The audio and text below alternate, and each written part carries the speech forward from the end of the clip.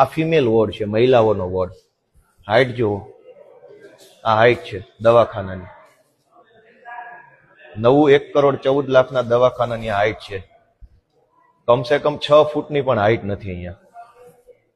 અમારું માથું અડી ગયું છે, હવે મારે આમ નમીને જવું પડશે. સૌથી મોટો દુનિયાની 8મી અજાયબી અહીંયા બતાવી છે તમને. આ દુનિયાની 8મી અજાયબી છે અહીંયા. બરડિયા ગામે 1,14,00,000 દવાખાનામાં ટોયલેટ કઈ બાજુ છે, નળ કઈ બાજુ છે?